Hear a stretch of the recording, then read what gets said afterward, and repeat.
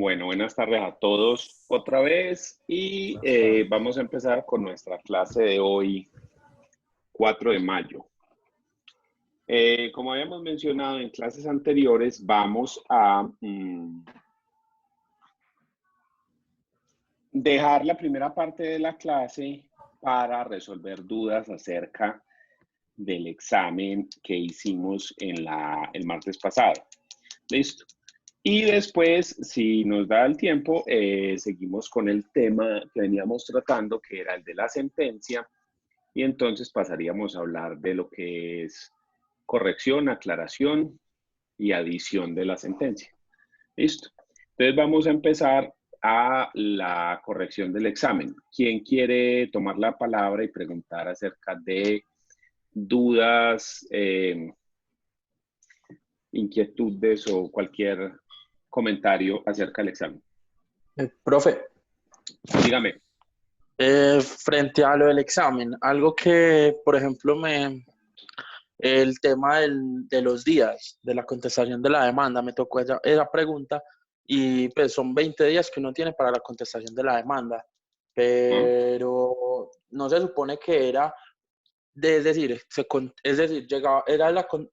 notificaba y a partir del otro día empezaba a regir el tiempo, los 20 días. Y contando los 20 días sin festivos y eso, no me daba la fecha donde debía dar la contestación. A ver, la pregunta a la que nos estamos refiriendo sería ¿cuál? Juan Fernando Arroyave, ¿cierto? Sí, profe. Pero es que había una que era cuando era un juicio oral, cuando se producía de forma oral. Exacto. Es que había varias. No, es que habían dos. Referentes en términos. Habían unas que era frente a sentencias que se daban orales ¿Por qué no cogemos la pregunta y tenemos claridad? Otras. Pero Juan nos está hablando de una pregunta que habla sobre una contestación de la demanda, ¿cierto, Juan? Sí. Venga, yo le muestro las preguntas y usted me dice cuál de todas es. Listo. A ver, estas son las que yo tengo. Un auto que resuelve una demanda en un proceso declarativo, esta. ¿Una demanda en un proceso declarativo? Creo que sí. Pues no se acuerda si era en el 2018 o en el 19. No me acuerdo, eso sí, las dos son... Venga, pero es que se puede, porque, profe. Yo creo que Profe. Sí, dígame. Es que es muy sencillo, que se meta interactiva y ahí están y ahí coge la pregunta. Es que vea, acá estoy en el examen de él, pero en el examen de la del 2019 no aparece, solamente aparece la respuesta correcta y la respuesta dada, no aparece nada más. Entonces, me toca meter acá en el banco de preguntas para poderla ver toda completa con todos los recursos. Vea, era esta, la del 19. Listo. Entonces, vea, lo meto acá. Y la pregunta dice así, vea. Entonces dice, una demanda en un proceso declarativo verbal fue presentada el día 4 de marzo, ¿sí? Del 2019. O sea que el 4 de marzo se presentó la demanda. ¿Listo? Fue admitida el 5 de marzo y notificada personalmente el día 7 de marzo. ¿Listo? Entonces ahí tenemos fecha de presentación de la demanda, de notificación de la demanda y fecha de admisión de la demanda. ¿Hasta qué día tiene el demandado para contestar? Entonces, lo primero que tenemos que hacer es que habíamos dicho que se tiene 20 días por regla general, excepto en el proceso en el proceso ejecutivo donde son 10 o en el verbal sumario. ¿Sí? De resto son 20. Pero ¿desde cuándo se cuenta el término? Desde las notificaciones. ¿Sí? Recuerde que siempre vimos que desde que se notifican las providencias se empieza a contar el término de traslado, que es el término que tienen las partes para realizar cualquier actuación. Entonces, en este caso, tenemos que coger la fecha en la que fue notificada, que fue el día 7 de marzo del 2019. ¿Listo? O sea, acá. Y tenemos que contar los días hábiles, siendo 20 días. Y contamos a partir del día siguiente. Entonces, este viernes 8 es el primero. 1, 2, 3, 4, 5, 6, 7, 8, 9, 10, 11, 12, 13, Da el 14, 5. 15, 16, 17, 18, 19 y 20. O sea que la respuesta correcta es el 5 de abril. 5. ¿Listo? Esa es la respuesta correcta. Revisemos en el examen que usted hizo si eso está así. Juan Fernando Arroyo de Penatos. Mírala acá, 5 de abril, mírala aquí. Esa está correcta. ¿Sí? Sí. Listo. Sí, sí. Entonces ya. Miremos la otra. olvidó. Miremos la otra para que nos quede así por si a alguien le salió esta del 2018, de una vez queda también vista. Entonces dice, una demanda en un proceso declarativo verbal fue presentada el día 8 de abril del 2018. ¿Sí? Fue admitida el 11 de abril. Y fue notificada personalmente el 16 de abril. ¿Hasta qué día tuvo el demandado para contestar la demanda? O sea, que buscamos abril y nos vamos para el 16, que es un lunes. De ahí es de donde tenemos que empezar, el día de la notificación de la demanda. ¿Listo? Entonces, contamos 20 días. 1, 2, 3, 4, 5, 6, 7, 8, 9, 10, 11, 12, 13, 14, 15, 16, 17, 18, 19 y 20 hasta el 16 de abril. ¿Listo? Acá. Esta sería la respuesta. Hasta el 16 de abril. ¿Listo? ¿Por qué? Porque mire que aquí está el sábado que no se cuenta y aquí hay un festivo. Entonces hay que tener en cuenta que solamente hablamos de los 5 días hábiles de la semana. Lunes, martes, miércoles, jueves y viernes. ¿Ya? Y si hay festivos, ese día no se cuenta, sino que se pasa al otro.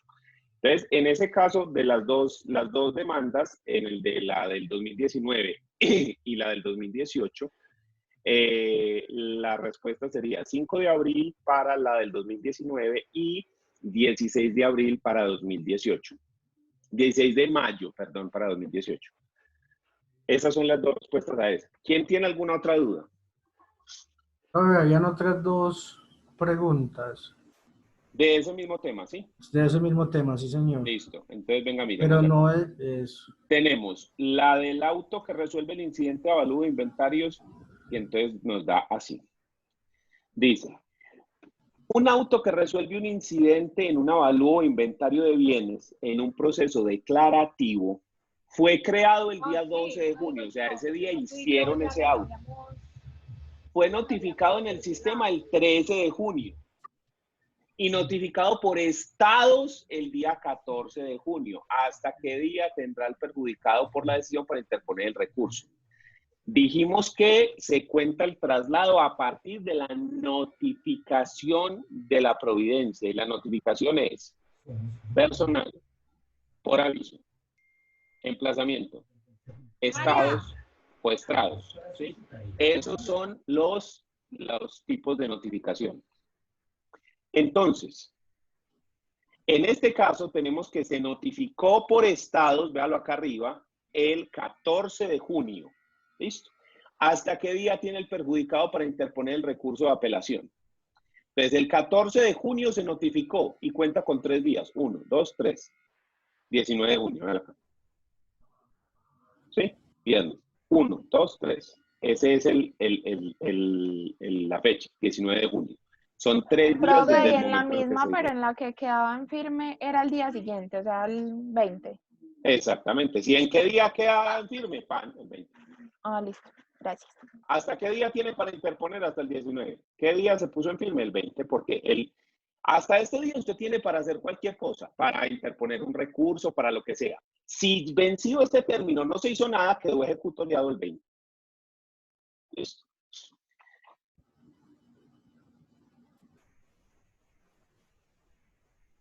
Que la pregunta la que me estás diciendo es esta. Esta segunda. No, interponer, no, para contestar, no, otro lado, bueno, esta no está en este punto aquí. Pero sí, sería el otro día. Bueno, ¿quién más tiene alguna otra duda de ese tema? Profe, yo, profe, tengo otra dudita. Dígame. Hay una que habla de lo siguiente, profesor, que es cuando es en un proceso oral. Es en un proceso oral. Espere, espéreme, yo la busco. Oral, Yo la es como busco, en porque las es que, últimas, profe. sí, no, lo que pasa es que aquí en estas no las tengo acá en un, Esta en es, un si una sentencia se dictó en audiencia oral el día 20 de marzo, ¿qué día quedaría ejecutoriada? Suponiendo que no se proponen recursos. Deme un segundito.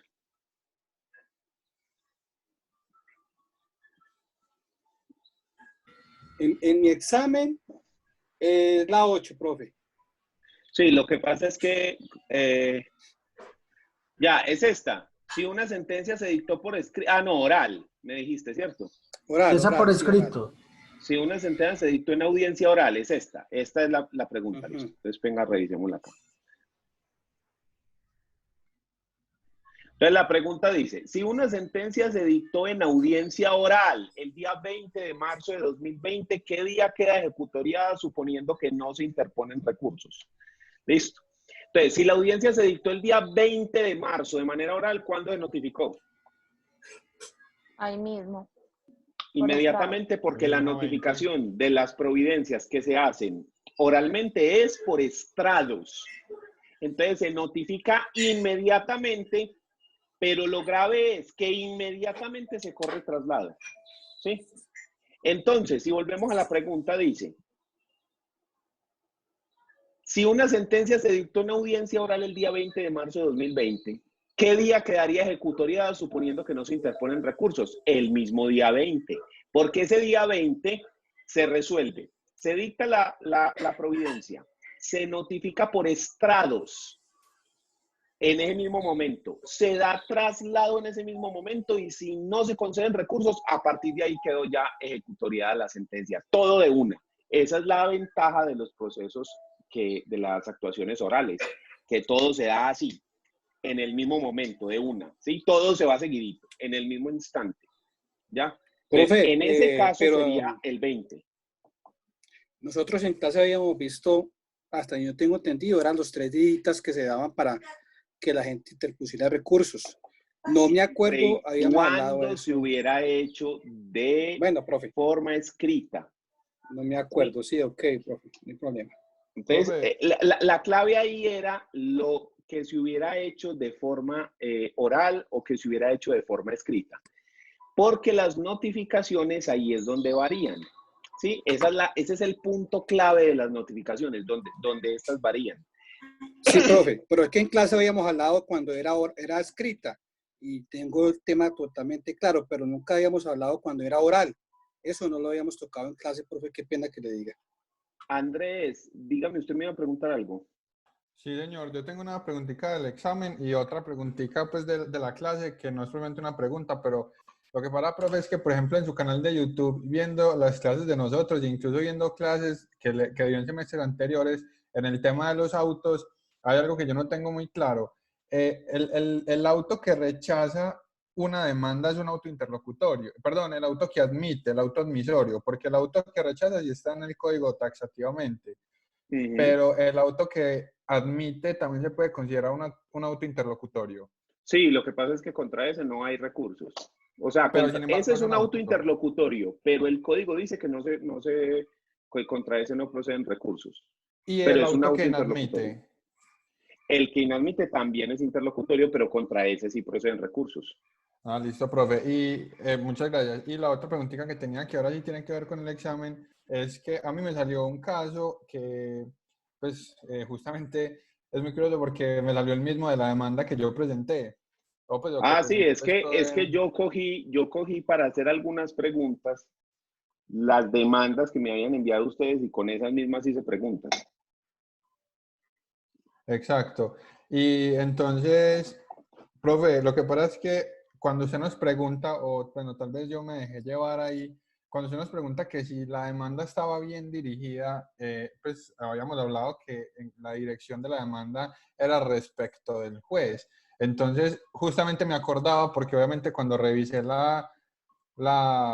pues digamos, la nota o las correcciones que usted nos envió, usted sí nos hizo la claridad de que había quedado, pues de que no habíamos puesto en qué calidad actuaban las partes, pero digamos que eso no, pues no sé, lo pregunto es porque no sé qué relación tenga eso con la dirección de la demanda o respecto de quién está dirigida.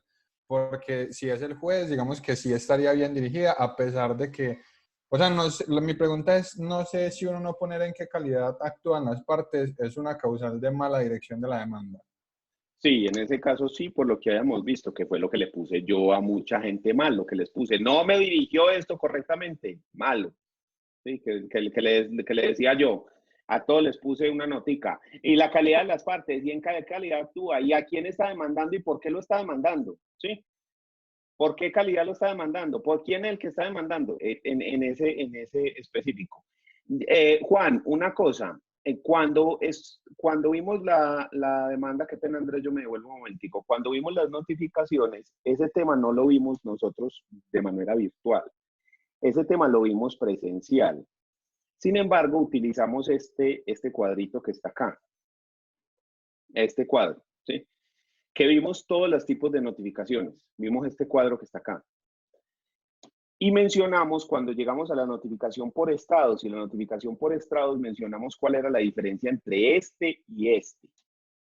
La única diferencia entre estas dos es si la providencia se da por escrito o si la providencia se da de manera oral. Esa es la diferencia entre estos dos tipos de notificación, ¿sí? Si es por escrito, entonces se dan 3 días. Si es de forma oral, entonces se hace ipso facto, inmediatamente. Una vez dada la providencia, ahí mismo se da el traslado y ahí mismo queda ejecutoriedad en el caso de que no se haga nada. Fue cuando vimos en esta clase que vimos ese punto, ¿sí? Esta explicación en ese momento en específico la pueden encontrar, pero no es de esta materia. En las de procesal civil especial, la del 20 de marzo. En la clase del 20 de marzo de la clase de procesal civil especial, yo expliqué esto de lo de las notificaciones. Profe, Dígame. pero sí, pues sí, eso sí están los apuntes de esa clase. Ah, no, sí, pero lo que me refiero es que, o sea, si lo quiere ver en video, está ahí pero en la de procesal civil especial. O sea, si quiere de pronto repetir esa explicación, esta es en el de procesal civil especial. Listo. Entonces, ahora me voy otra vez con la pregunta de Andrés y vamos a mirar específicamente cuál es. Profe, yo con respecto a la pregunta, yo diría, pues no sería más como en la identificación de las partes que habría un error, porque el código dice explícitamente en el código de la demanda que la dirección es al juez. Entonces, pues no sé, yo creo que sería más un error en la identificación de las partes y no tanto en la dirección. Por lo que... Espéreme, revisemos la pregunta. Es esta, ¿cierto? Esta. Sí, profe.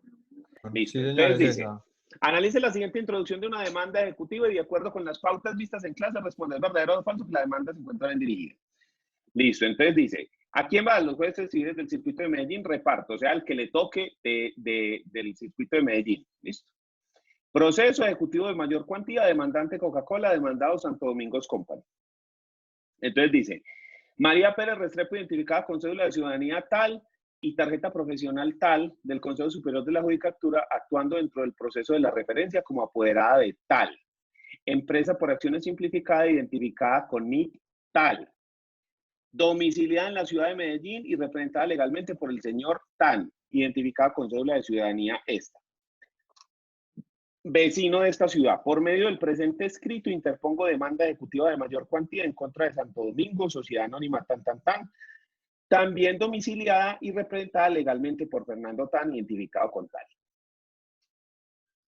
En esta, según esa introducción, ¿quién es el acreedor?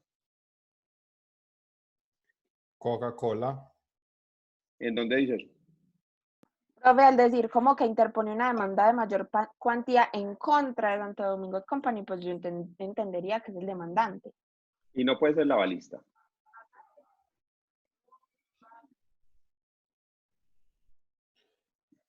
¿Y el demandado quién es? O puede ser un endosatario el que demanda. No hay claridad. Sí ve, ese es el problema de la calidad jurídica. Entonces yo digo, espérese, esta persona, esta Coca-Cola, está demandando a esta. Se supone que esto es un ejecutivo de mayor cuantía, entonces debe ser porque hay un título valor, pero aquí no dice cuál es el título valor, ¿cierto? Se supone que este es el acreedor, sí, y se supone que este es el deudor, eso es lo que uno cree, pero no sabemos si eso sí es así, ¿cierto? Porque ninguna parte lo dice. Entonces, aquí, ¿qué fue lo que yo tanto les insistí en la demanda? Que a todos les puse en la demanda y en las contestaciones. ¿En qué calidad actúa? ¿En qué calidad actúa? ¿En qué calidad actúa? Les puse como 1000 veces esa frase a todas las personas. Es más, en esta misma la puse, ¿sí? Y por eso la escogí, porque le había puesto la notica a un lado. Entonces, el asunto aquí es que esta no estaba bien porque le falta la calidad de las personas, ¿ya? O sea, que eso también se puede interpretar digamos, se encuadra dentro de una mala dirección de la demanda, no poner la calidad de las partes. Sí, lo que pasa es que yo le pongo aquí, si la demanda puede ser admitida y usted me va a decir que no, porque le faltan los hechos, las pretensiones, todo lo demás. Entonces, ¿cómo más le pongo ahí como para que usted me analice solamente ese pedazo? ¿Sí me entiende? Sino O sea, que, profe, la demanda podría, o sea, la pregunta debería haber dicho, esta demanda puede ser admitida, pero entonces la persona me podría responder que no, porque le Sí, faltan los tocaría, hechos, las exacto, tocaría pretensiones, ¿sí ponerla me entiende? toda. O sea, tendría que decirla, suponiendo que hay unos hechos que dicen esto y unas pretensiones que dicen esto y un juramento estimatorio que dice esto y unas pruebas y unos fundamentos de o sea, suponiendo que todos los otros requisitos están, analizando solamente esto se podría admitir la demanda. Y aún así no falta quien diga, no, sí, el juez sí puede admitir porque el demandado podría entonces interponer la excepción por... ¿Sí me entendés? Entonces, lo que yo hice fue tratar de como de escribirlo de manera que fuera más simple la pregunta. Fue por eso. Teniendo en cuenta, pues, que ya les había dicho a muchos lo de la calidad en la que actúan las personas. Ese fue como la clave de ese tipo de pregunta. ¿Quién más tiene alguna duda al respecto? O sea, es que con esa en específico, el problema es que yo entiendo que si usted se basa solamente en la dirección, entonces usted dice, no, al juez al que está dirigido, ¿sí? Pero la cuestión estaba en que, pues, es muy difícil crear otra, o sea, hacer la pregunta de otra forma para que usted solamente me analice esto. O sea, yo lo que quería era que usted me analizara esto y me dijera si esto está bien o no. ¿Ya? Si esto así como está, estaba bien o no. Ese era lo que yo quería. Pero conforme a lo que yo le dije en clase, entonces aquí es donde yo me pongo caprichoso. Porque eso que usted me presentó ahí está bien. ¿Sí? A usted le admiten esa demanda, eso está bien. Pero yo caprichosamente quiero que usted llore lágrimas de sangre para que se aprenda que tiene que poner la calidad de las partes, así no sea necesaria. Así todo el mundo sepa la calidad, yo quiero que usted salga manejando eso perfecto. ¿Por qué? Porque mi trabajo es que cuando usted salga a la calle, la gente diga, Andrés, vos sos tan buen abogado, ¿de dónde fue que saliste? Y entonces que Andrés diga de la Universidad de Envigado y la gente diga, pero qué universidad tan buena. Y no que le digan a Andrés, María, ¿usted es de qué universidad que salió, hermano? De la Envigado. Venga, yo apunto por aquí porque en la vida voy a dejar que nadie vaya a estudiar allá porque hijo de puta animal. ¿Sí? Entonces lo que quiero es que usted salga a dar, a sacar pecho de dónde salió. ¿Ya? Entonces, No, por eso es que gracias. soy ahí caprichoso con ese punto de la calidad jurídica.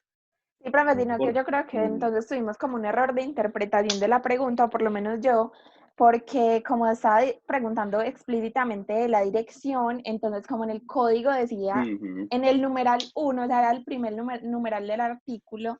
Entonces, el juez al que está dirigido, sí, ajá, sí, yo te entiendo. entonces, Sí, yo entiendo. Incluso yo pensé que era más fácil para el que hubiera hecho el ejemplo, para el que hubiera hecho la pregunta, porque esa persona recibió la demanda que yo le envié, y entonces podía mirar si en la que la que yo le envié, mirar qué era lo que estaba bien, o si no decía nada. Si no decía nada, estaba bien, ¿sí me entendés? Esa era la clave. Yo dije, no importa, que lo miren, que le tocó pues de buenas y ya. ¿Alguien más me iba a hacer otra pregunta? ¿Alguien tenía otra pregunta? Creo que era Giovanni. ¿Quién fue el otro que iba a decir algo y lo corté?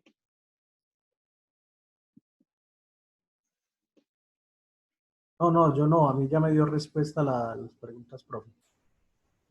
Profe, sobre ese punto, si no hay una buena identificación de las partes, si no hay identificación de una de las partes, ¿es válida en la demanda?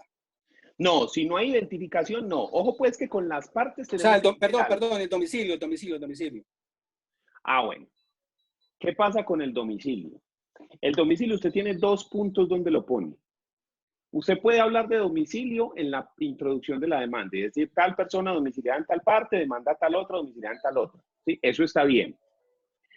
La segunda oportunidad es en la parte final de la demanda, donde están las notificaciones. Y usted pone notificación del demandante, tal parte, notificación del demandado, tal parte, dirección física y dirección electrónica, los 2 tipos de dirección. ¿Listo? Ese domicilio de las partes es muy importante, sobre todo si esa es la razón por la cual el juez se vuelve competente. Entonces ahí nos tenemos que devolver a teoría general del proceso, instituciones procesales, cuando a uno le muestran los factores que determinan la competencia. Y cuando estamos hablando de los factores que determinan la competencia, llegamos al factor territorial. Y dentro de ese factor territorial, nos hablan, perdón, de que se aplican diferentes fueros, ¿sí? Espérenme, yo miro si lo tengo acá, dale acá. Aquí tengo una diapositiva de esa clase precisamente.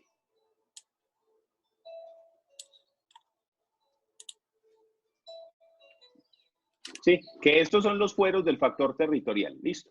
Entonces, cuando llegamos los factores que determinan la competencia, son estos que están acá, el factor subjetivo, el objetivo, el funcional. Pero estamos diciendo que ya llegamos a este punto, el factor territorial. Entonces ya necesitamos saber de dónde o en dónde se demanda para que el juez sea competente. Y para ello recurrimos a los fueros. ¿Qué tenemos? El fuero personal, el fuero real, hereditario, instrumental y contractual. Existen 2 tipos de fuero donde no es importante en 2 situaciones no es importante el domicilio de las personas, que es el fuero real, ¿sí? No es importante el domicilio porque en este se demanda en el lugar donde está ubicado el bien inmueble que es objeto del proceso. Entonces ahí no nos importa dónde estén domiciliadas las partes, porque la clave del asunto es dónde está ubicado el bien inmueble que da origen al conflicto. ¿Cómo ocurre en los procesos reivindicatorios de bien inmueble, en los divisorios, en los procesos de deslinde y amojonamiento, etcétera? ¿Listo? En esa clase de procesos donde el conflicto es un bien inmueble, se determina la competencia por el lugar donde está ubicado el bien. Entonces, no es importante decir dónde están domiciliadas las partes. El otro punto, los otros 2 puntos son 3, es el hereditario. Serían 4, hereditario, instrumental y contractual. En el contractual se demanda en el lugar donde se cumplen las obligaciones del contrato. En el instrumental, en el lugar donde ocurrieron los hechos. Y en el fuero personal es donde yo necesito identificar dónde viven las partes, porque el fuero personal es el que dice que se demanda en el domicilio del demandado. ¿Listo? O que, siguiendo alguna de las excepciones, se puede demandar en domicilio del demandante si es, por ejemplo, un caso de un menor de edad, un derecho no patrimonial, o si es un caso de divorcio y al menos uno de los 2 cónyuges continúa con el domicilio de la pareja. Bueno, entonces, cuando yo estoy demandando según con base en el fuero personal, es necesario decir obligatoriamente el domicilio de las partes, porque de ahí se desprende la competencia. En los otros fueros no es tan necesario porque la competencia se va a desprender de otra circunstancia. Sin embargo, para la notificación, para saber dónde se notifica, sí es obligatorio que siempre usted diga el domicilio. Entonces, ante la pregunta ¿es obligatorio decir el domicilio? Sí, pero para determinar dónde se notifican. No para determinar la competencia, sino para determinar dónde se notifican. Porque la competencia, como vimos, se puede determinar por otros factores diferentes a el lugar donde están domiciliadas las partes. Daniel, ¿no era importante colocar también el tipo de proceso? No, el tipo de proceso no es tan importante porque el juez está obligado a darle el trámite correcto al proceso, aun cuando usted le diga que eso es un proceso de cualquier tipo. Por ejemplo, muchas personas en las demandas pusieron ejecutivo singular. Los ejecutivos singulares ya no existen. Ese es un término que se quedó del Código de Procedimiento Civil, porque había ejecutivos singulares y habían ejecutivos plurales. Un ejecutivo singular es donde usted cobra un solo título. Y un ejecutivo plural es donde usted cobra 2 o más títulos, ¿cierto? Pero el término más común era el ejecutivo singular, porque usted estaba cobrando una letra, un pagaré, un cheque, etc. Entonces eso era muy común, el término ejecutivo singular. Cuando cambiamos al Código General del Proceso y usted busca dentro del Código General, en el libro tercero, sección segunda, que es la de los procesos ejecutivos, en ninguna parte se me clasifica a mí los ejecutivos de alguna forma. Otro que la gente utilizó mucho de manera errónea dentro de las demandas es que lo llamaban ejecutivo singular de mayor cuantía.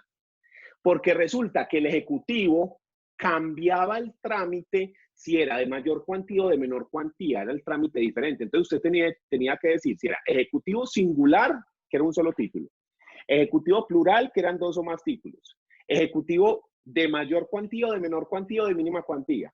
Pero además de eso, dependiendo de la clase de título, también existían diferentes procesos. Entonces había los ejecutivos quirografarios, los ejecutivos hipotecarios, los ejecutivos prendarios, habían de diferentes tipos. Por eso era que en el Código General, en el Código de Procedimiento Civil anterior había como 26 tipos de procesos.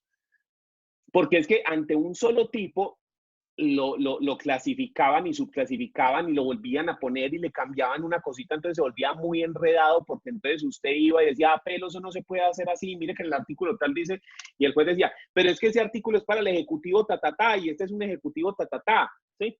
Entonces eso generó mucha confusión, entonces se cambió y se puso solamente proceso ejecutivo. Dentro del Código General hay un solo proceso, el proceso ejecutivo. ¿Dónde cambia? ¿Dónde está la diferencia? En las diferentes ejecuciones. ¿Sí? Por sumas de dinero se ejecuta de una forma. Por obligación de dar o hacer, de otra forma. Por obligación de no hacer o una obligación condicional, de otra forma. Por perjuicios, de otra forma. Por obligaciones alternativas, de otra forma. Por el cobro de cauciones, de otra forma. Pero todo el proceso es uno solo. Entonces, mira que aunque la persona lo llame el proceso de cualquier forma, y le diga voy a presentar lo que sea, el juez está en la obligación de darle el trámite correcto. Entonces, digamos que eso no se vuelve importante por eso. Entonces, usted simplemente puede decir, presento demanda en contra de tal, y el juez le tiene que dar el trámite que es, sin usted decir la clase de proceso. Lo ideal y la forma bien bacana es que usted le dé el término exacto. Presento demanda de tal y tal cosa en contra de tal otra. Sí, porque acuérdense que estamos tratando de que usted lo haga la machera, que quede eso una berraquera. ¿Listo? Entonces, así usted lo identifica bien clarito para que el juez sepa usted qué es lo que usted quiere. ¿Listo? ¿Quién tiene algún otro comentario? A mí me surgió una duda de lo que usted estaba diciendo ahorita de los factores pues, para determinar la competencia. Sí, dígame. Si en un proceso, digamos, concurren al mismo tiempo 2 faltas de competencia por 2 factores diferentes, ¿prima alguno sobre alguno? Pues, sí, digamos... Claro. Es decir, igual eso es tema pues de otra materia, pero igual lo explicamos. Vean. Esos son los fueros, ¿sí? Los factores, no. ¿Por qué razón? Porque todos analizan una cosa diferente. Entonces, usted aplica el subjetivo y el objetivo y el tal y este, así. Todos estos moraditos se aplican todos a la misma vez y no entran en conflicto unos con otros porque cada uno habla de una cosa diferente. Pero cuando llegamos a los fueros del factor territorial, estos sí entran en conflicto.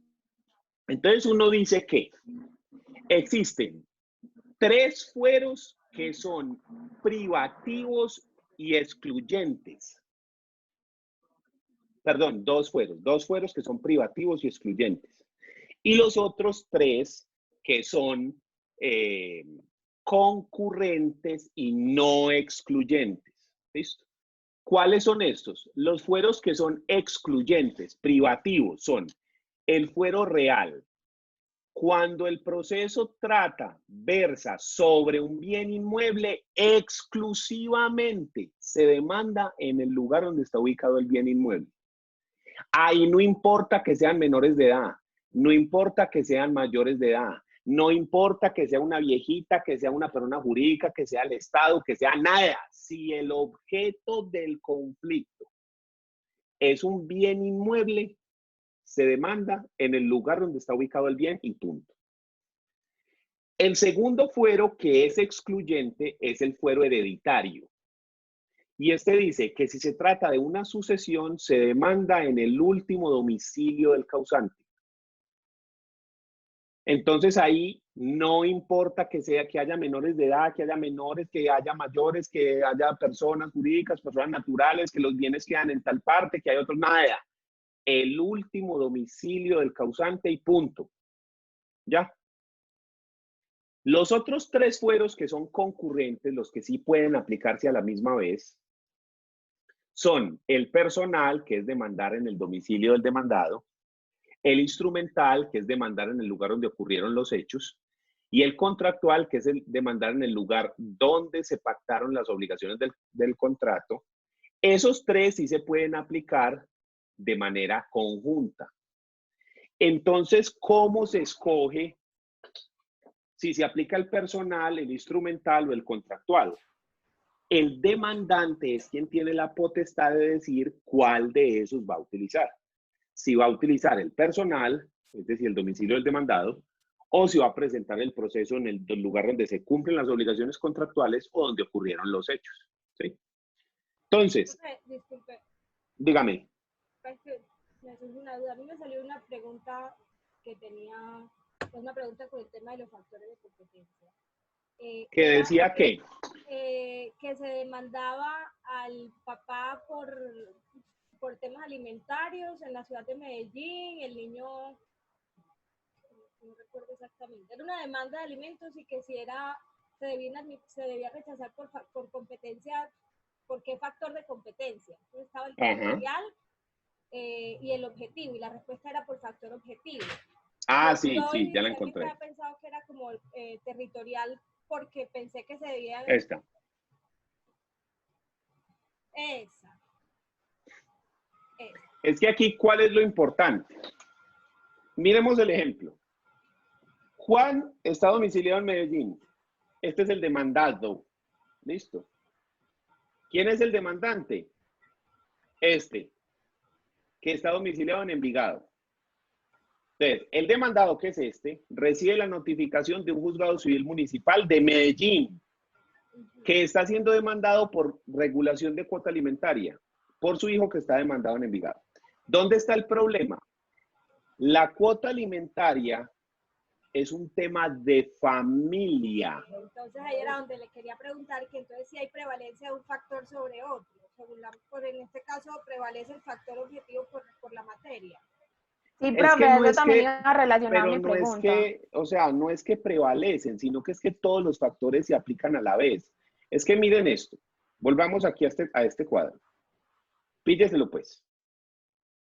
Tenemos un ejemplo, el ejemplo que sea. ¿Listo? Entonces, ¿qué es lo primero que yo hago? Analizar el factor subjetivo. Entonces, en el factor subjetivo, ¿yo qué analizo? La calidad de las partes. Y entonces, dependiendo de quiénes son el demandante y el demandado, me da 2 respuestas.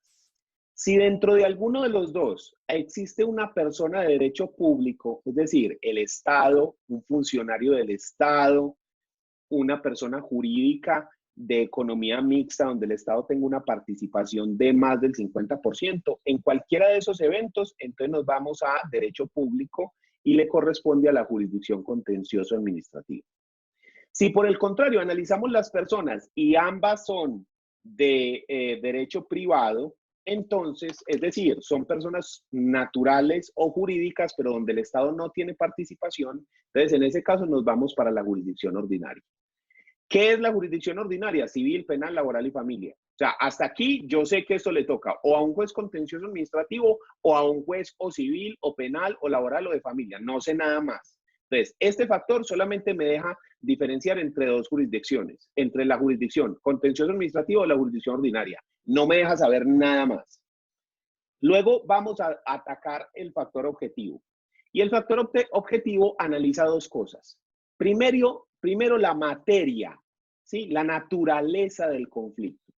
Y de esa naturaleza del conflicto, yo voy a mirar si la razón por la que se pelean tiene que ver con el civil, con el penal, con el laboral o con familia. Y entonces yo de aquí, de este punto, yo ya sé si pertenece aquí a la jurisdicción ordinaria, yo ya sé cuál de los 4 jueces. ¿Cómo? Analizando la naturaleza del conflicto. Yo miro cuál es la pretensión, qué es lo que se pelea.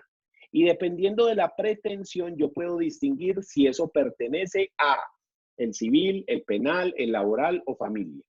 Entonces, en este caso, en el caso que estamos analizando, tenemos 2 personas naturales, el papá y el hijo. Entonces, eso le corresponde, según el factor subjetivo, al derecho privado o jurisdicción ordinaria.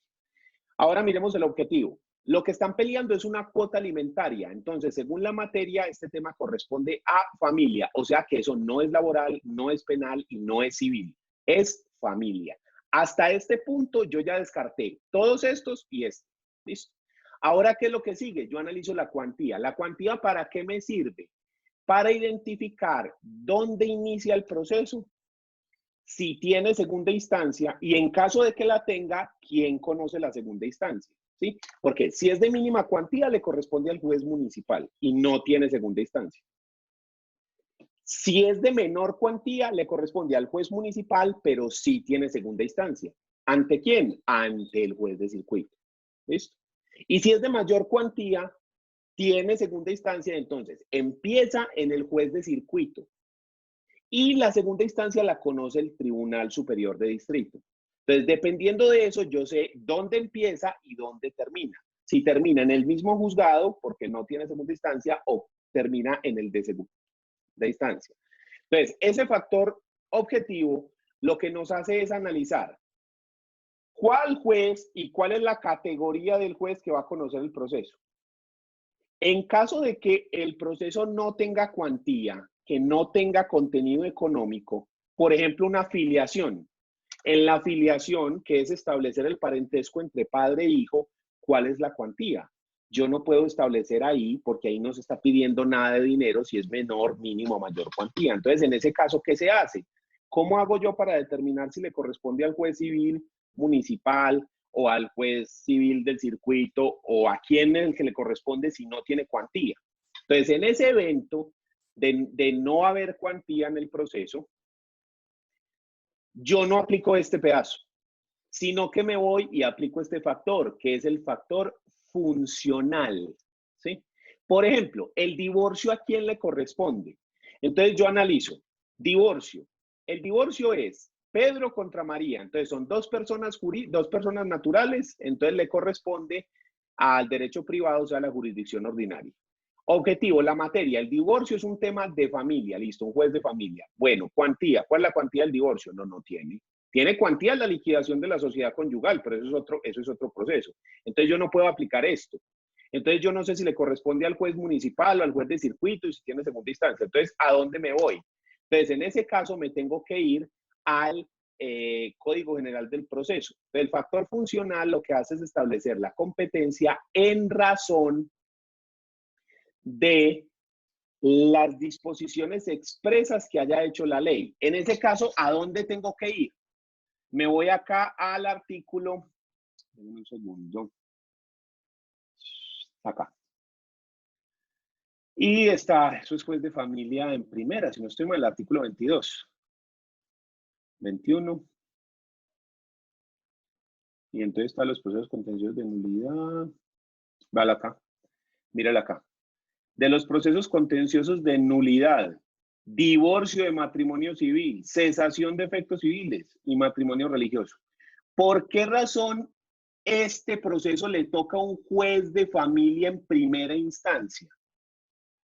Porque la ley dice que eso es así. Entonces, en ese caso se aplica el factor funcional, ¿ya? Porque yo no puedo establecer la cuantía, listo. Entonces, hasta este punto yo ya sé a qué jurisdicción pertenece, específicamente a cuál rama, y yo ya sé cuál es el rango y si tiene segunda instancia y a quién le corresponde la segunda instancia en caso de que la tenga. Listo, ahora muy bien, ¿de cuáles de todos los jueces de familia de Colombia le corresponde ese divorcio? Entonces yo ya paso al territorial. Entonces mire que yo no puedo decir que uno está encima del otro, pero si uno lo obligan, uno diría que el primero que se tiene que analizar es el subjetivo. El segundo es el objetivo, el tercero es el funcional y el cuarto es el territorial. Ese sería el orden, pero es que esa es la forma en la que usted los aplica, ¿sí? Claro que usted también lo podría aplicar al revés, pero es más complejo, ¿sí? Pero igual también se puede hacer, ¿sí? Entonces, por eso les digo que uno no puede hablar de que un factor esté específicamente por encima del otro, pero sí digamos que a la hora de ir aplicándolos en el orden en el que se tienen que aplicar, usted se da cuenta. Entonces, en este asunto, en esta pregunta, no habría una falta de competencia por el factor territorial. ¿Por qué razón? Porque la gente piensa, espérese, es que aquí como el hijo está domiciliado en Envigado, el hijo tiene que demandarse en el lugar donde está domiciliado el hijo. Pero eso solo es si el hijo es menor de edad. Porque si el hijo es mayor, yo tengo que demandar en el domicilio del demandado, fuero personal, ¿sí? Entonces, la cosa dentro del ejemplo fue que yo fui muy cuidadoso de no poner que el hijo era menor de edad para no confundir a la gente. Porque si yo le pongo aquí que la gente fue menor de edad, ese es el problema. Entonces, la gente se va, es que ese hijo lo está demandando, menor de edad, llévele aquí, en Envigado, y demandaron fue en Medellín, vea, en un juzgado de Medellín, vea. Usted lo puso para no confundir y no se confundió más. Pues yo asumí que era, demanda por cuota alimentaria menor de edad. Ese fue el problema. Y yo antes no le puse que era menor de edad por eso, porque entonces ahí mismo la gente iba a decir, no, es que como es menor de edad, o sea, es que para no confundir, y antes fue peor el remedio que la enfermedad, pero bueno. Pero en este caso, la clave del asunto de esa pregunta era que a la persona lo están demandando por cuota alimentaria que es de familia, pero lo están demandando ante un juez civil, ¿sí? O sea que esta no es la jurisdicción. Aquí la excepción previa sería falta de jurisdicción, porque el juez no puede resolver ese asunto, porque ese asunto es de familia y él es un juez civil. O sea, ahí es falta de jurisdicción, ni siquiera falta de competencia, sino falta de jurisdicción. Él no tiene jurisdicción para resolver ese asunto. Y se puede dar que si no hay juez de familia, en ese momento le toca al juez civil. Sí, pero digamos que eso ya está dado. ¿En qué sentido? Todos los municipios, por eso es que los jueces de familia son de circuito, porque recordemos que los circuitos funcionan como un municipio que es grande y absorbe a todos los otros municipios alrededor, todos los otros municipios aledaños. Entonces, si usted se va para Sabaneta, eso es por sus regiones. No existe, exactamente, por sus regiones. En Sabaneta no hay juez de familia. Entonces, ¿qué pasa si yo vivo en Sabaneta y quiero demandar a mi papá por alimentos en Sabaneta? Me tengo que ir para el circuito de Sabaneta, que es ¿cuál? Envigado. Entonces, si usted está demandando en Sabaneta por alimentos o por un tema que le corresponde al juez de familia, como el juez de familia es de circuito, usted tiene que ir hasta el circuito, o sea, hasta Envigado. El problema es que hay algunos municipios que quedan muy retirados, entonces a la gente le imponen que tiene que ir hasta la cabecera municipal a hacer la demanda. Eso algunas veces se podría trasladar o transformar en una objeción al libre acceso a la justicia, pero... Eso no es lo que se llama también competencia residual, que si no hay juez como tal del orden que se requiere en ese municipio, entonces le toca al juez. Sí, eso está en el artículo 15 del Código General del Proceso, usted lo encuentra aquí, usted coge el Código General del Proceso y véalo aquí, eso está acá en el artículo 15, véalo. Corresponde a la jurisdicción ordinaria el conocimiento de todo asunto que no esté atribuido expresamente por la ley a otra jurisdicción. Es decir, que si yo no sé si eso es de la JEP, penal militar, constitucional, contencioso administrativo, cuando yo no sé eso a qué jurisdicción corresponde, le corresponde a la jurisdicción ordinaria, es decir, civil, penal, laboral, familia. Pero sigue el código. Le corresponde a la jurisdicción ordinaria, en su especialidad civil, el conocimiento que no esté atribuido por la ley a otra jurisdicción. O sea que si yo no sé si eso es penal, laboral, familia, si eso no se sabe qué tema es un tema novedoso, entonces le corresponde a la jurisdicción civil. Pero continúa el asunto. Le corresponde a los jueces civiles del circuito todo asunto que no esté atribuido expresamente por la ley a otro juez civil. Entonces, si yo no sé si eso le corresponde al municipal o le corresponde a otro juez diferente, le corresponde al de circuito. ¿Sí? Eso es lo que llamamos cláusula residual de competencia, porque los residuos, después de hacer todo ese análisis, el residuo que quede, que no se sabe dónde se ubica, le corresponde al juez civil. ¿Sí? En algunos municipios que son medianos, que no son tan grandes ni son tan pequeños, como por ejemplo Río Negro, no hay juez civil, no hay juez de familia, ¿sí? Sino que hay un juez de familia promiscuo. Es decir, que ese es un juez de circuito que comparte dos naturalezas, familia y civil. Eso es diferente a los jueces promiscuos municipales. El promiscuo municipal conoce de todo, penal, laboral, familia, todo. ¿Sí? Yo estoy hablando de que en ese municipio hay juez penal del circuito, hay juez laboral del circuito, hay juez administrativo, pero no hay juez de familia y juez civil del circuito, no existen. Entonces lo que se hace es que se unen esos dos en uno solo. Entonces es un juez que tiene juez de familia, que los de familia siempre son de circuito, y juez civil del circuito. En Río Negro es así. Entonces es un solo juzgado que tiene dos especialidades, se llama juez de familia promiscuo. Sí, diferente al juez municipal o al juez promiscuo municipal, que esa es otra vaina. ¿Quién tiene alguna otra duda? Otra pregunta, profe. Dígame. Esta pregunta que decía, lea cuidadosamente las pretensiones siguientes y responde. La sentencia que concede esta pretensión es. Entonces dice, libre mandamiento ejecutivo a favor de Levi Ackerman y en contra de Gabriela Brown por las siguientes cantidades de dinero. ¿Cómo aplicaría ahí esa pretensión? ¿Qué tipo de proceso es? Entonces, que lo viera, espérese. Era esta pregunta. Es que hay varios. Era esta, ¿cierto? Lea cuidadosamente las siguientes pretensiones e indique qué clase de acumulación se presentará esa. Sí, señor. Listo, entonces dice, lo que tengo que mirar, lo que yo le estoy preguntando es, mire que abajo hay varias acumulaciones, perdón, hay varias pretensiones acumuladas. ¿Qué tipo de acumulación se presentó? Recuerden que cuando estuvimos viendo las pretensiones, les dije que podía acumularlas. Ese no es el que tipo de proceso. Acumulación, yo sé que es consecuencial, pero es tipo de proceso, Daniel, porque hay otro que es igualito con tipo de proceso. Ah, ya, entonces no es esa, sino que es esta, ok. Entonces espéreme que es que estaba explicando la que no era. Entonces es esta. Lea cuidadosamente las pretensiones siguientes y responda. La sentencia que concede estas pretensiones es. ¿Sí?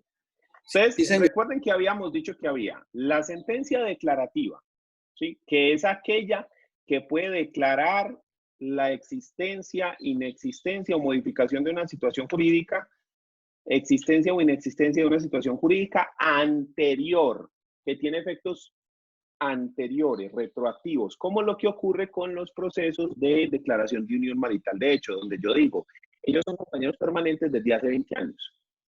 Existen también las sentencias constitutivas, que son aquellas que crean, modifican o extinguen obligaciones o derechos a partir de que se da la sentencia y hacia el futuro. Y tercero, están las sentencias de condena, donde se le impone a la persona una pena económica, porque dentro de civil no existen penas privativas de la libertad, ¿sí? Y esa pena económica puede ser indemnice, pague, haga, en fin.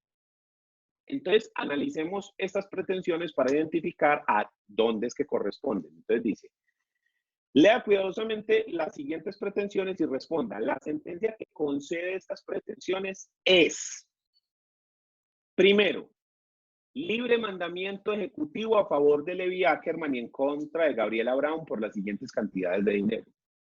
Por la suma de tanta plata, por el valor de los intereses y por el valor de los intereses tales. Entonces, ¿cómo diría la sentencia que concede esta pretensión? ¿Qué diría esa sentencia? Que condena al pago, pues condena a que pagar. Se condena al pago de tanto dinero. Entonces, la respuesta... Eso solo es declarativa. De condena. Es de condena, sí.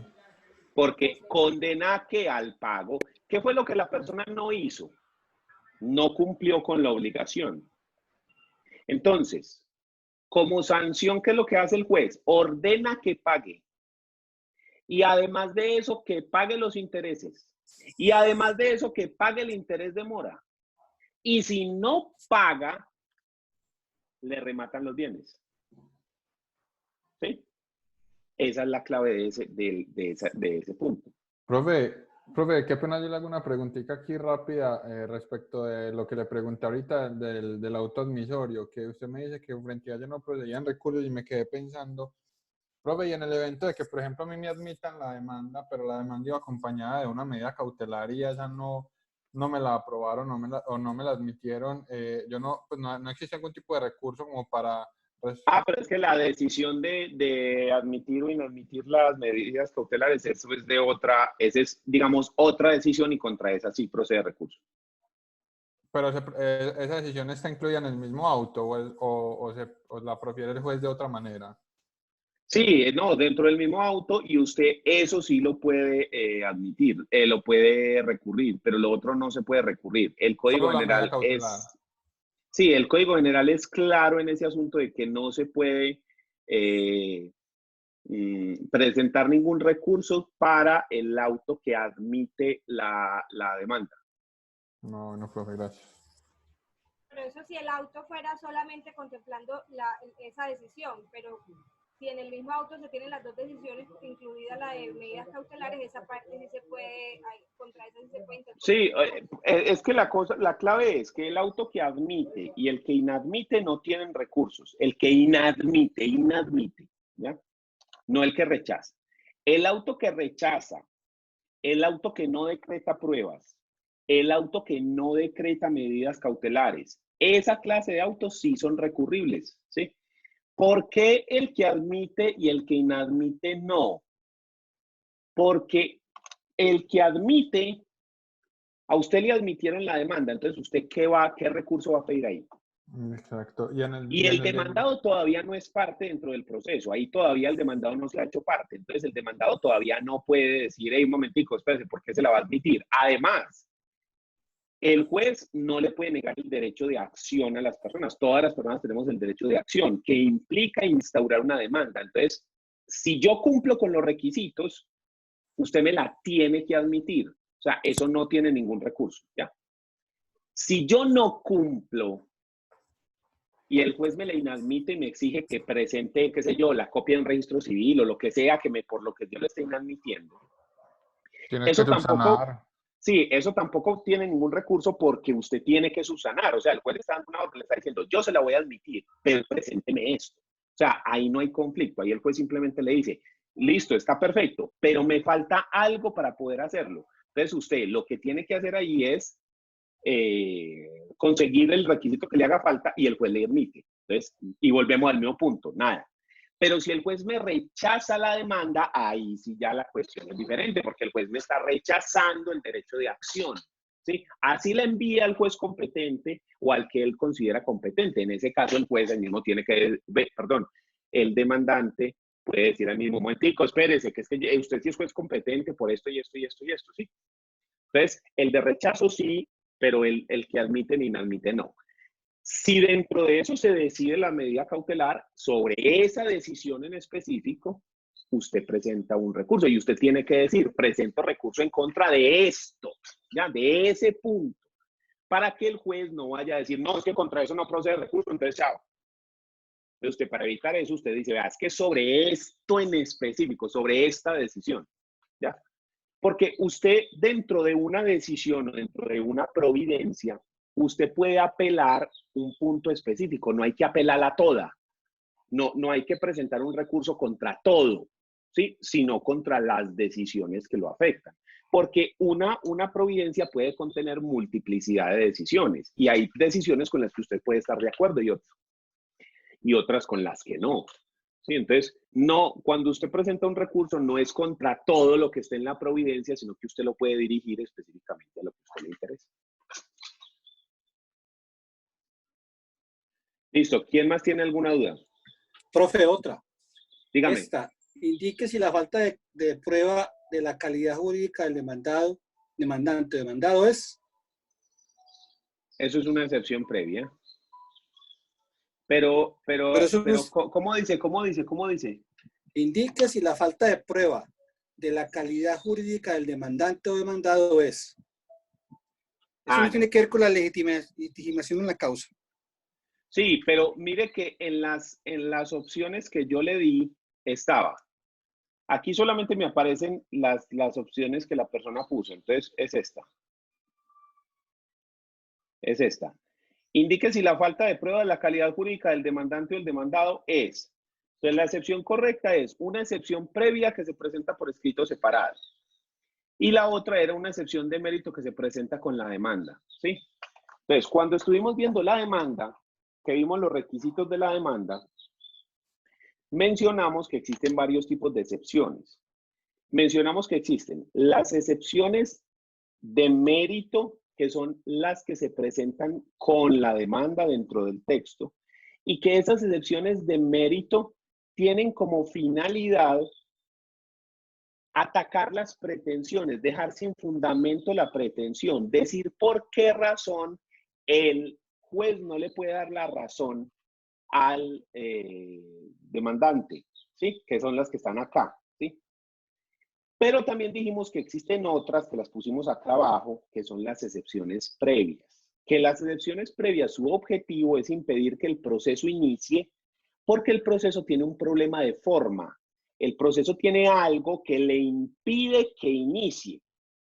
Y mencionamos rápidamente la siguiente lista. Dijimos que las excepciones previas son estas que están en el artículo 100 del Código Penal del Proceso, que es falta de jurisdicción, falta de competencia, trámite procesal diferente, pleito pendiente, cláusula compromisoria, inexistencia del demandante o del demandado, incapacidad o indebida representación, falta de prueba de la calidad jurídica del demandante o del demandado, ineptitud de la demanda e indebida notificación del demandante al demandado. Estas son las previas, las que van a atacar el proceso para que no inicie porque tiene un problema. Pero también vimos y mencionamos las excepciones de mérito, que las mencionamos rápidamente, que son estas, que son cosa juzgada, caducidad de la acción, transacción, falta de legitimación en la causa, prescripción extintiva del derecho de obligación, conciliación extrajudicial, compensación, pago parcial o total, cumplimiento de lo debido, nulidad absoluta o relativa, simulación, cobro de lo no debido, condición suspensiva, novación de la obligación, falta de idoneidad del título de valor, petición antes de tiempo, inexistencia del derecho, inoponibilidad del acto negocio jurídico, pérdida de la cosa que se debe y violación de normas constitucionales o derechos fundamentales. Entonces, la clave la diferencia entre las dos excepciones es que las previas son taxativas, están en el artículo 100 del Código Penal del Proceso. No son más, no son menos. Son esas que están en el artículo 100 y punto. Las excepciones de mérito no son taxativas, no están reguladas en un artículo específico. Usted las encuentra a lo largo de las leyes, usted las encuentra en la jurisprudencia, las encuentra en la doctrina, en cualquier parte, ¿ya? La otra diferencia es que las de mérito se presentan dentro del texto de la contestación y las previas se presentan por un escrito separado, ¿ya? Entonces ahí tenemos dos diferencias entre las previas y las de mérito. Y la tercera diferencia es que la previa lo que intenta es que no inicie el proceso, que el proceso tiene un problema de forma. Entonces no puede iniciar porque no se ha cumplido con algún requisito, con algo que no lo deja iniciar, ¿sí? O que si inicia en ese estado, eso puede generar una nulidad del proceso. Las de mérito lo que intentan es no darle la razón al demandante. Entonces, si el demandante dice, es que Andrés me debe 100 millones y yo digo, yo no le debo nada porque ya le pagué, esa excepción es de mérito porque yo lo que intento es decir que el demandante no tiene la razón, que la pretensión no tiene fundamento, que la pretensión tiene un problema y es que por alguna circunstancia no se puede conceder esa pretensión. ¿Ya? Entonces esa es la diferencia entre las dos. Entonces, si volvemos aquí al asunto que estamos preguntando, que es es la falta de prueba de la calidad jurídica del demandante o del demandado, usted mismo lo dijo muy bien. ¿Qué es lo que afecta a esto? La legitimación en la causa. ¿Qué significa eso? Que usted no tiene el interés legítimo para demandar. Y si usted no tiene el interés legítimo, no puede demandar. Entonces yo lo que les había puesto de ejemplo, ¿será que yo puedo demandar el divorcio de mi papá? No, porque yo no tengo el interés legítimo. Solamente quien es cónyuge puede demandar. Entonces yo no puedo. Entonces si yo no logro demostrar que yo soy cónyuge, yo no puedo demandar en divorcio. ¿Ya? Entonces, ¿qué es lo que ocurre? Correcto, Daniel. Pero mira, ¿qué es lo que ocurre? El proceso no puede iniciar. Precisamente en las notas, cuando vimos lo que eran las excepciones de mérito de fondo, en el numeral 4 dice, falta de legitimación en la causa. Se tiene que decir la calidad jurídica, no tiene una prueba de ello. Entonces yo lo tomé por ahí, Daniel. Pero eso no lo pusimos en las de mérito. Eso lo hablamos en las excepciones previas. No, yo tengo en el numeral cuarto eso. Falta de legitimación en la causa. Sí. Prescripción extinta del derecho de obligación, conciliación extrajudicial, compensación, pago total o parcial, cumplimiento de los 9 vídeos, nulidad absoluta y relativa. Yo tengo todo eso ahí. Creo que me confundí, Daniel. Espéreme un segundo. Profe, en la de mérito usted dio falta de legitimación en la causa, pero en el ejemplo habla es de la falta de prueba de la calidad. Y usted hizo una observación que la falta de prueba de la calidad era una excepción previa.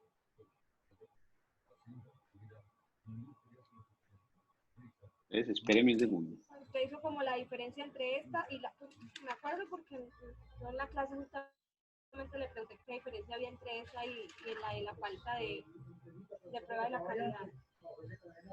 Entonces yo estuve estudiando y por eso que me confundí. Espérenme un segundito, yo reviso aquí una cosa.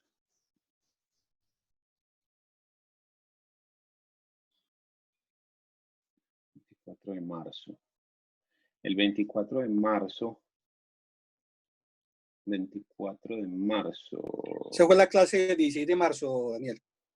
Parece, 24 de marzo.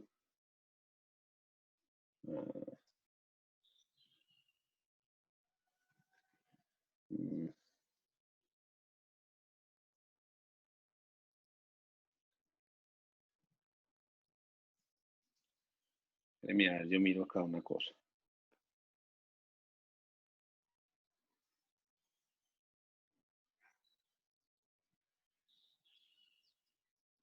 A ver, aquí.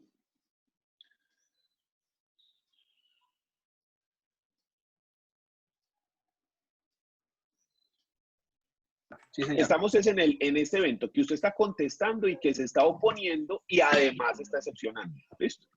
Ok. Listo, muy bien. Entonces, vamos a empezar a mirar las excepciones previas. Aunque aquí en este cuadro estén al fondo. Previas. Sí, primero vamos a mirar las previas, que es decir, las que no quiere que inicie el proceso. Las excepciones previas que están en este cuadro, usted lo... Véala acá, mírala aquí.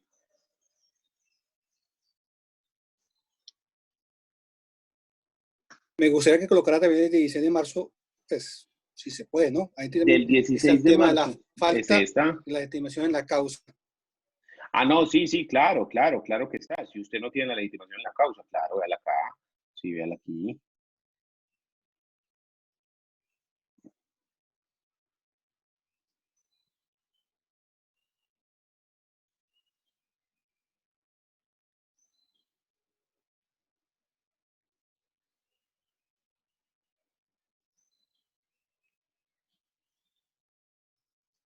No, esos son todas las previas.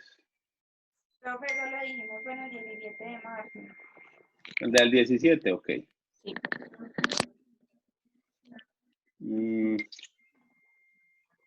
¿Eso es de cuándo? El 16. A ver acá.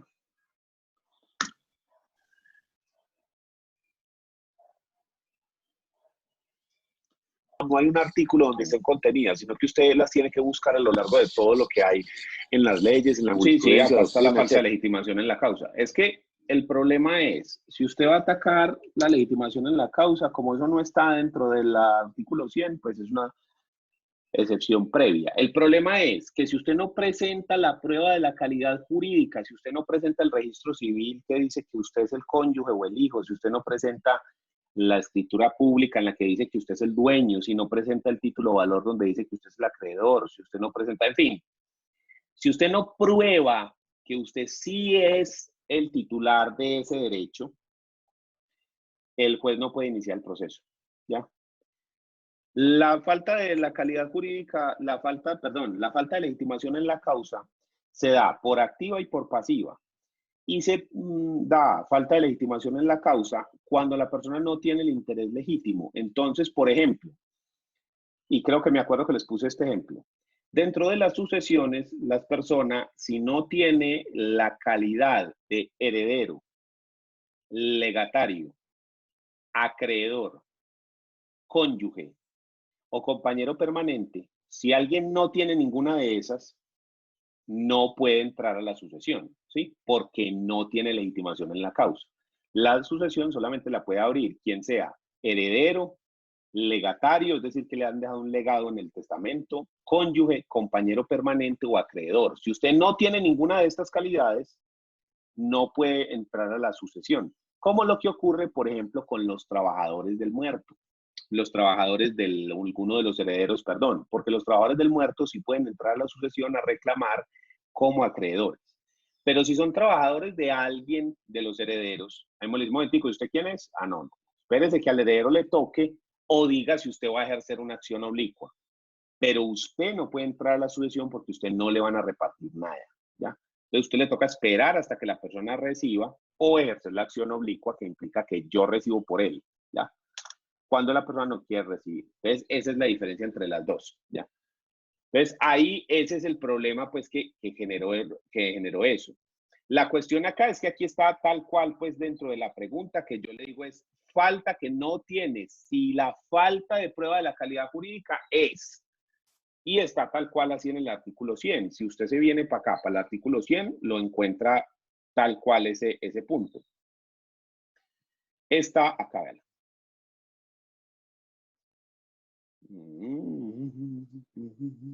Para acá.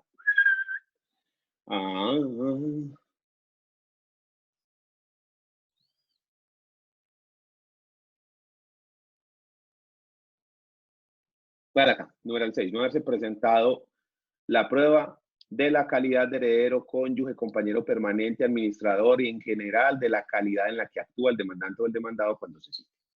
¿Sí? No haberse presentado la prueba, ¿ya? O sea, usted, además de decir, yo soy acreedor, tiene que probarlo. Además de decir, yo soy hijo, tiene que presentar la prueba. Además de decir, yo soy socio, tiene que presentar la prueba. Siempre con la prueba en la mano. Dame la prueba y te daré el derecho. Si no tenemos la prueba, no tenemos nada. ¿Listo? Entonces, esa era la clave de esa pregunta, que estaba ahí tal cual en el código, ¿ya?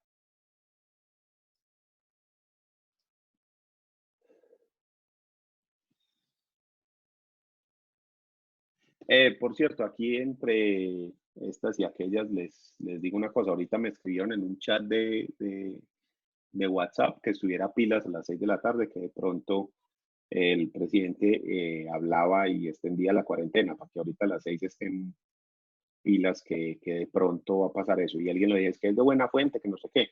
Seguramente es un chisme y no sé, pero para que estén ahorita pilas a las 6 con eso, ¿listo?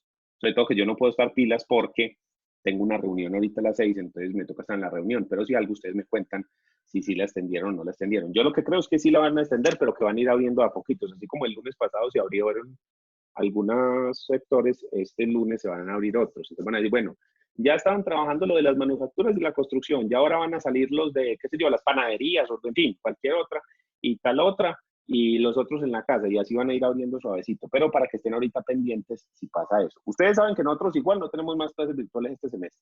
Eso sí ya quedó claro. No tenemos más clases presenciales. Virtuales sí, presenciales sí. no. Que no vamos a tener presenciales y no virtuales. Pero para que estén ahí pilas y si algo me sacan de la duda mañana y me dicen, profe, imagínate que ta. Listo. Listo. Daniel, dígame. ¿se acuerda que en la clase había dicho que nos ibas a reconocer una pregunta que estaba mal, que no sé qué en este examen? Sí. Es que no he pasado ninguna nota. Estas ni siquiera las he pasado todavía a Ulises. Si usted busca Ulises, estas no están pasadas todavía. Ni estas ni las anteriores. Yo las voy a pasar ahorita todas y obviamente con el reconocimiento. Ahí nos da la recompensa, profe. Sí, que con el reconocimiento de esa. ¿Alguno le salió alguna otra pregunta que quiera que revisemos? Es que todas están galludas, pero buenas. ¿Cómo así, ¿A nadie profe? le salieron las de afirmación razón? O sea que 0.5 de más para todos. No, sino que es que en el examen anterior, no en este que hicimos, sino el antes, que fue el parcial, si no estoy mal. Sí. Había una pregunta que tenía dos posibles respuestas, que era declarativo y ejecutivo. Daba esas dos. Entonces, la persona que le haya salido esa pregunta y que haya respondido una de esas dos, porque si usted llegó y puso ahí negro, el caballo, el blanco, pues no, tiene que ser que haya respondido o ejecutivo o declarativo y que le haya salido la respuesta, ¿sí? Entonces, si a usted le salió, tiene una pregunta adicional. Bueno, y la respondió bien, ¿sí? Porque si la respondió mal y no puso ni ejecutivo ni declarativo, es como para bajarle 2 unidades por animal de monte, ¿ya? Porque tenían, a falta de una, tenía 2 posibilidades buenas y entre 4 tenía 2 y la embarró, ya estamos en la otra, ¿sí? Eso está como el man ese de ¿Quién quiere ser millonario? ¿Sí? Que le preguntan, la canción que dice... no tengo trono ni reina, ni nadie que me comprenda, pero sigo siendo él. Y el tipo contesta la opción, el papá de los helados. Pues, ahí no tenés perdón de Dios, sinceramente. Bueno, a nadie le salieron las de afirmación razón, que esas pensé que iban a ser las más complejas. No, a mí no. No, profe. Bueno, estuvieron A mí muy me de salieron buenas como 6 de términos, pero... Sí, porque había unas de afirmación razón que yo dije, uy, estas están un poquito más gratuitas, pero no importa, ahí que cojan cañaña. Pero estuvieron de buenas, entonces. Muy bien, ¿quién tiene alguna otra duda? No, profe. Pues por ahora, ok, listo. Entonces, bueno, ya que nos gastamos la clase de hoy, pues no vamos a poder continuar con el tema que era el de la adición, aclaración y corrección de la demanda, pero mañana lo empezamos y lo terminamos porque el tema no es tan largo. Y ya, espérenme un segundito que se me olvidó. El 288, espérenme, yo verifico. 285, 86 y 87, que son la aclaración, la corrección y la adición de la sentencia, ¿ya? Estamos viendo la sentencia, entonces tenemos aclaración, corrección y adición de la sentencia. Y después de ese tema, empezamos nosotros ya hemos hablado con usted el artículo 304. El 304, ¿y qué dice? ¿Qué dice el artículo 304? Ese es clave, no lo habíamos hablado.